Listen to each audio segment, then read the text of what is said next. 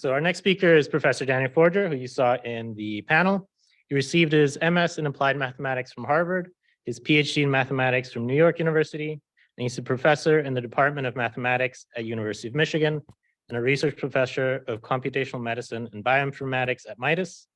His research interests include studying the mathematics of physiological factors which affect human performance, particularly focusing on understanding biological timekeeping using techniques from many fields, including computer simulation, detailed mathematical modeling, and mathematical analysis.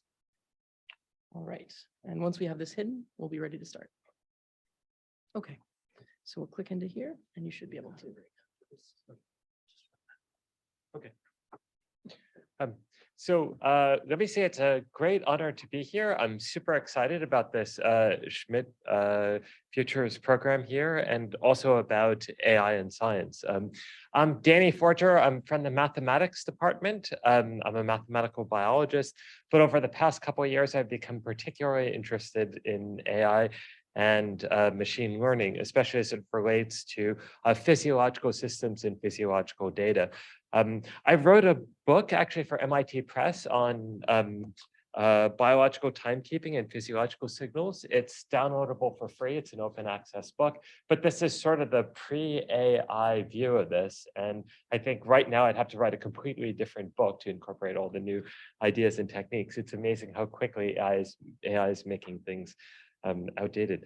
So what I would like to talk a bit about today is a particular type of neuroscience. And what I'd like to really do is see how AI can help us understand neuroscience. We talk a lot in AI about neural networks and about how AI is built up based on ideas from neuroscience. And there are pretty much half the papers that I read talk about how neural networks, artificial neural networks, are really based on what real neurons do. But as someone who's done a fair bit of experiments myself, I could tell you that neurons actually don't behave at all like how artificial neurons behave. So in particular, what you'll see here is on the left are various types of artificial neurons. There are simple functions, which are typically chosen for mathematical simplicity because they work well with, this idea of backpropagation. We often use ReLUs. These are piecewise linear functions, so they're so simple you can't even give them a nonlinearity as applied mathematicians would like, but you could also use sigmoids and so forth. And then you compare them against what real neurons are doing. And real neurons are extremely much more complicated. They have, axons, they have different compartments, they have ion channels. So what happens in real neurons is actually there's a lipid bilayer and there's a concentration gradient, and there are different channels that allow ions to flow back and forth, and this could generate lots of different signals. A lot of the tasks that we think about in terms of machine learning are tasks that in the end were figured out by the human brain. For instance, classifying images. Our brains have no problem classifying, in general, a dog from a cat. And this is all processed by these real neurons. And so when I first started to think about AI and machine learning, what I really wondered about is how could processing in these neurons be different than processing in these simple functions? What are we really losing by this? So I'd like to present to everyone some preliminary unpublished data starting to address some of these questions. And actually, this takes me back to some earlier work we had done in terms of computational neuroscience, where we really tried to figure out what a neuron can compute. So first of all, I'd like to start with the classic model of a neuron, which was published by Hodgkin and Huxley in the 1950s. They later won the Nobel Prize. This was work actually done in squid giant axon, because it's a very large neuron, very easy to do experiments with. But what typically happens, you'll see, is that neurons typically will rest in what we'll call a low voltage, and then all of a sudden they'll receive some sort of a signal, which will cause them to send off a canonical signal called an action potential.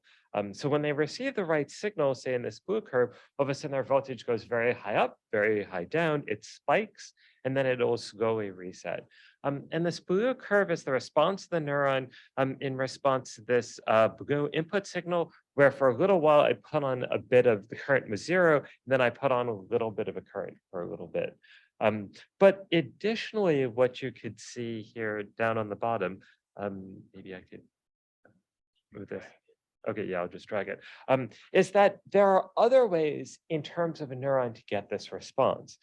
So here in the Hutchinson-Huxley model, if instead of increasing the voltage, if instead I decrease the voltage for a while and then release it very quickly, I could get as well a spike. So there are these complicated types of firing patterns that neurons have and different signals that they're looking for. In fact, if we look at the phase space of the Hutchinson-Huxley model, here are 3 of its variables. What you'll see is that these signals are really pushing us in opposite directions. The blue curve is pushing us one place in the phase space, causing an action potential. Then the other signal is pushing us in the opposite direction. And in fact, a lot of the work we did here was these red curves where we tried to come up with the optimal signals to cause these firing patterns. Optimal, you could define in many ways. For instance, what's the signal that will cause the neuron to fire with the least amount of signal? Now, let me go back to these extremely simple models. If you want them to signal, you know exactly what they need to do. There is no ambiguity, no notion of time, and so forth. So even one step further are the actual experiments. So I thought just to build on this a little bit, I'd show you a bit of experimental data we collected at the marine biological labs. I had a lot of fun as a grad student going out and actually taking squid that were just caught and repeating some of these experiments. And generating signals and giving them to axons. And what you'll see here on the top is this is in some sense, the optimal signal to cause a squid giant axon to fire under normal conditions. But if it typically has negative voltage put into it, you'll see a different sort of a shape. Hopefully you'll see here that this shape is more elongated, that this goes up quite a bit before going down. This really doesn't go up, it really just goes down, more indicative of that second type of signaling I showed before. So neurons are making their decisions about what to do, how to fire in a context-dependent way, in a way that depends on timekeeping and so forth. So there's a lot of rich information here because we know that their behavior is well described, at least if you don't worry about spatial aspects, by a series of nonlinear differential equations. So how would a system like this solve one of the classic machine learning tasks? For this, we went to the sort of classic problem MNIST, which is a group of about 60,000 handwritten digits. So hopefully you can make out this, at least I make out this to be the digit 8.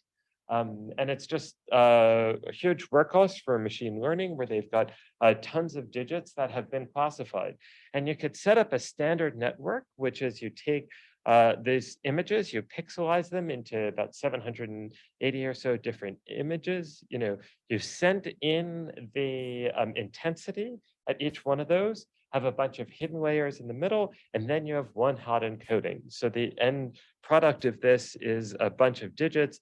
This would correspond with 0, 1, 2, etc. And whichever one has the highest output is the prediction. This is a very standard thing in machine learning. Some of you in the audience probably have trained MNIST before. And standard machine learning tasks can get 99, even better type accuracy on this task. What I would argue is that real biological systems are not necessarily interested in 99.99% accuracy. I care a whole lot more if a bear is running at me, or if there's a nice piece of chocolate cake in front of me, than whether I could, whether I would classify 59,000 rather than 60,000 handwritten digits. So I think there's probably something more going on in terms of what these things could learn. But the bigger problem is how they learn. So again, just setting up a network like this for MNIST doesn't really do anything. The art of this machine learning, for me, is the backpropagation. The fact that we're able to train all the parameters in a very efficient way using gradients. Now, neurons don't learn this way. We don't fully understand how neurons are learning, but what seems to emerge is the best framework is this sort of Hebbian framework, where imagine you have two neurons, there's a presynaptic neuron and a postsynaptic neuron. If the presynaptic neuron fires before the postsynaptic neuron, all of a sudden the weight is increased. And if it fires afterwards, the weight is decreased. And if the postsynaptic neuron doesn't fire, nothing really happens. So this is just something that's been experimentally observed. We know certain things about it. It has to do with calcium levels, et cetera. But again, there's also this discrepancy of how they learn. What we do have, though, is we have these mathematical models for these neurons. So we could, in theory, apply backpropagation to these models. It's much more complicated. Rather than a simple piecewise linear function, what we could do is we could use PyTorch and feed into it the very large calculations that are done to simulate some sort of an ordinary differential equation over hundreds or thousands of time points, and then use those gradients to figure out and train some sort of a network. So based on that, and I won't get into too much of the mathematical details, and I left off a lot of the equations, perhaps rightly so, for this, but we came up with this framework where what we could do is we could try and train, taking MNIST as an example, where we would take all of those pixels, convert them into some sort of a random spike train. It could be done very easily, just drawing random spikes based on exponential distributions so that the overall rate matched the intensity. Feed that into a connection now, not of ReLUs, but of this Hodgkin-Huxley ordinary differential equation model, which would generate outputs like this. And then we could come up with some sort of a way to classify from this which of these possible signals being 0 digits 0 to 9 and make a prediction. And typically what we'll do is we'll have the voltage like neurons do cause some sort of an output, a neurotransmitter, and whichever one releases the neurotransmitter the most over an entire time interval would be what we chose. And then we'd have to somehow backpropagate through all that calculation.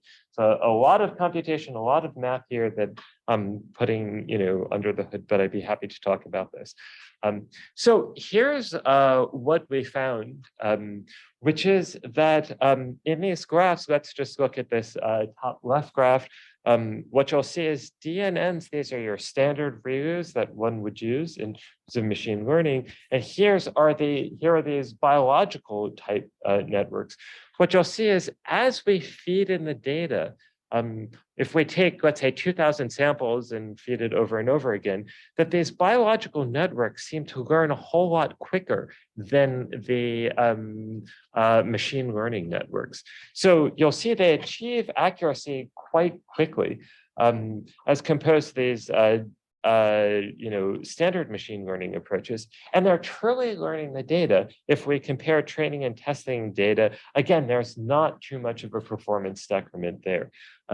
So in this case of having a low amount of data, we think that these neurons are able to learn even better. Eventually, it could be that the standard machine learning approaches approach the same sort of accuracy and sometimes might beat it a little bit, but realize we're also not going to get that 99% accuracy because even the inputs to the network, we're adding a bunch of randomness to simulate spiking. And again, the same thing also happens if instead of feeding in different epochs, we just feed in large number, more and more of those 60,000 samples.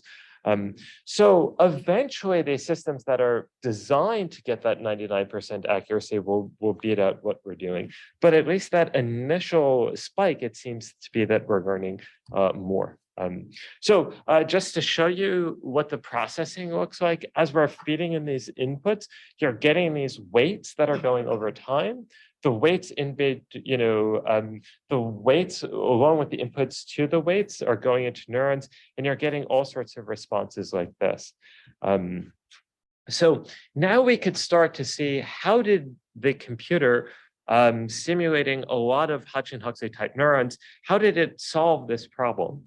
First of all, if we look at standard machine learning approaches, these DNNs, we could look at the receptive fields, which basically says for every one of the hidden layers, how much is it weighting every one of the pixels of the, of the original image. And you get sort of these blobs that aren't particularly indicative. But if you use these biological neural networks, all of a sudden, at least to my eyes, you get a lot more of the digits that start to appear.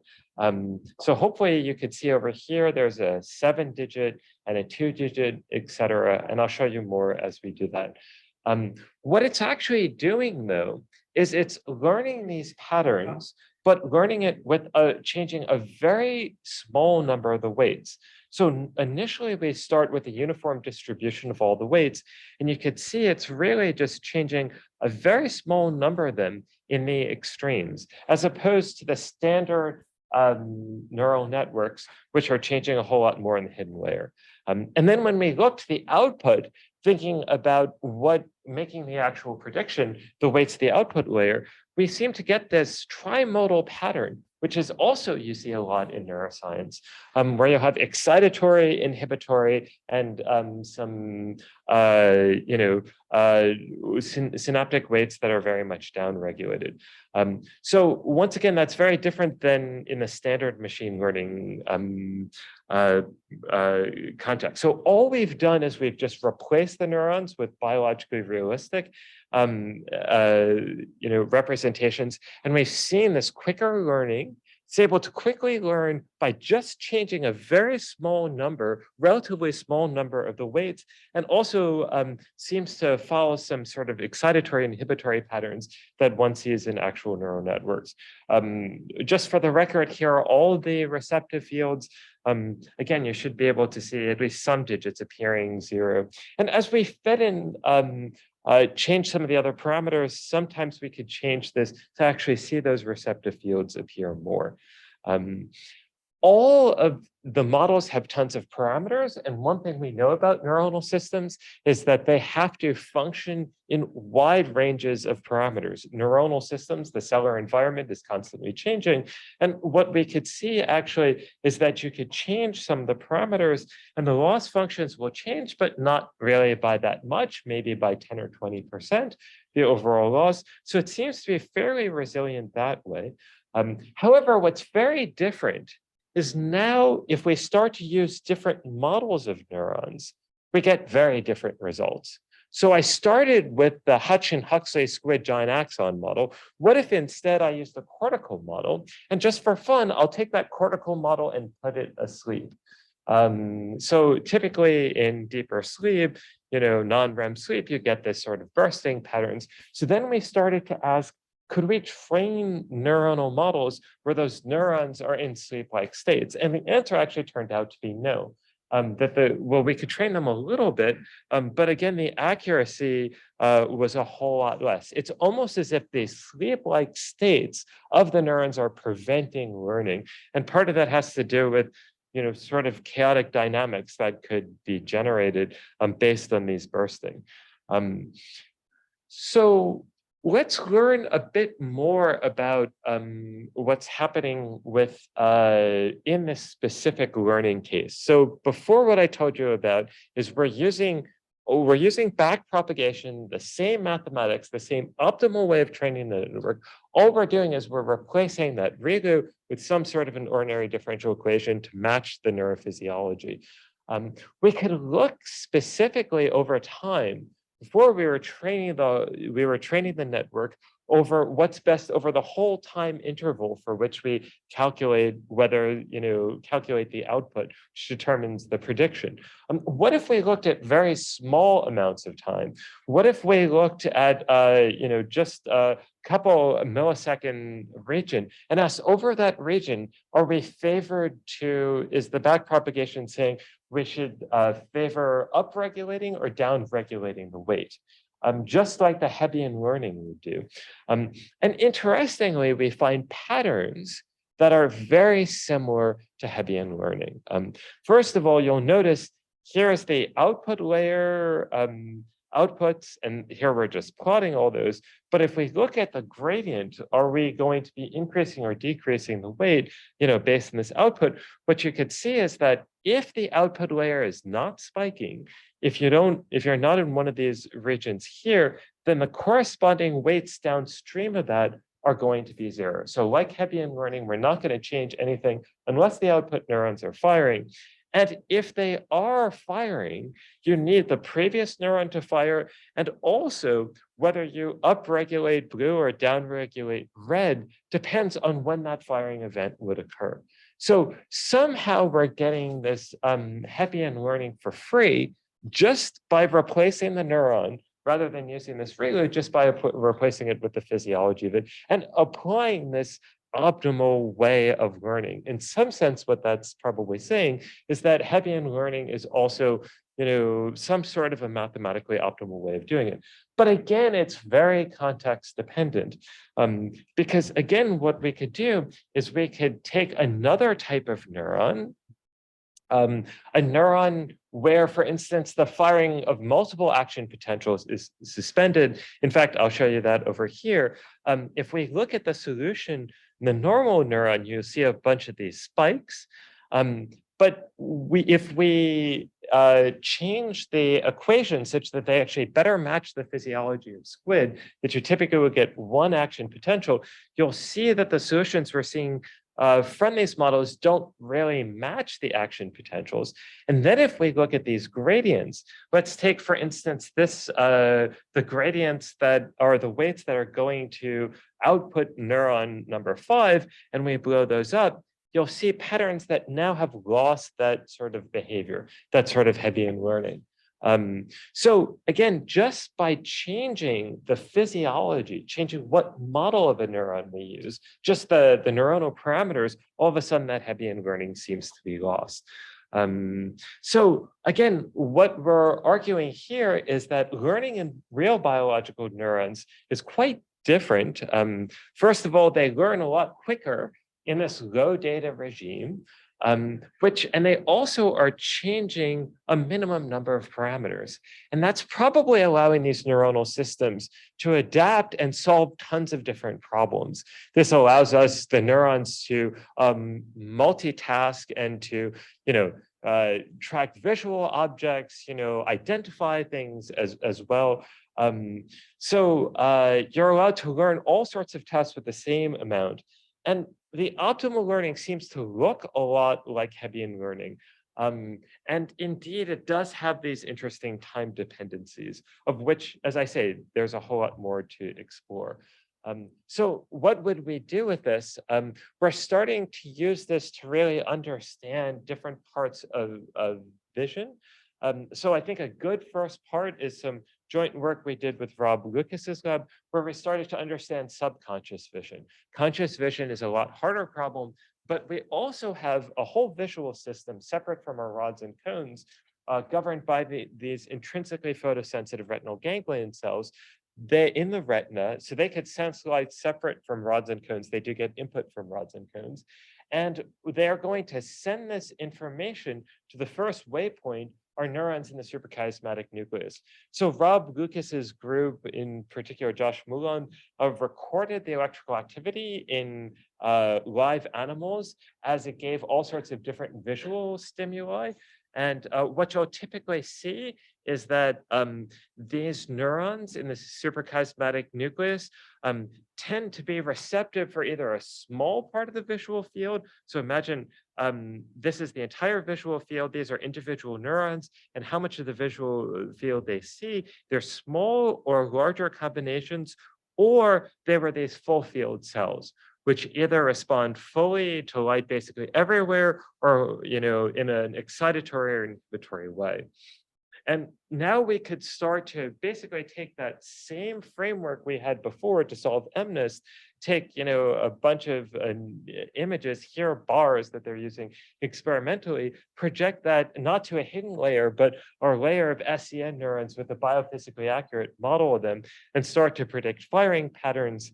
And from that, what we typically see in their experiments, say this is the red curve, is a cumulative distribution function for the receptive field size. So what you should see is that a large number of the neurons are receptive for a very small part of the visual field, and then some are receptive for this very large portion of the visual field. If we draw this network randomly, the parts of the visual field that individual neurons are receptive to don't follow that sort of a pattern. Instead, they follow much more random patterns.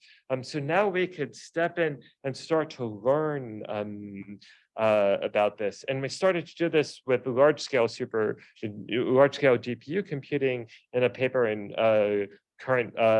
Cell Reports a couple of years ago. And now we're starting to apply these methods to really learn a lot of those details.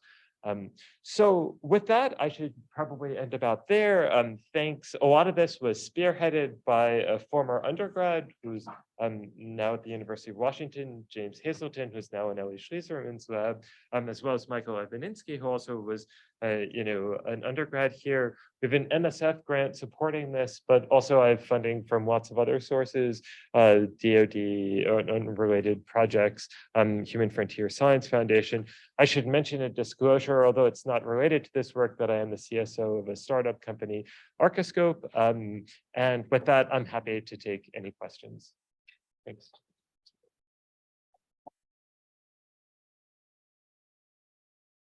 Thank you, Daniel. Any questions? I have a question. So learning on less data sounds like it would have a great many applications to other fields. How do you see these biologically realistic neurons maybe applying to other fields outside of biology? Yeah, for me, that's sort of the big question, is that if you're thinking about a biological system and you know they're using neurons like this, I think this approach makes sense because it's completely interpretable. If instead the question is, will people be using these sorts of neuronal approaches to solve random problems in physics or chemistry or so forth, I'd have to say the jury is out about that. I think these work well, especially in this low data regime, but do realize that the computation cost for calculating all this stuff is a lot more complicated. We'd have to see, but I do imagine if there was particularly in a case where you had a low data and you also wanted to change the weights in a minimal sort of a way, I think this might be, a potential approach. Yes.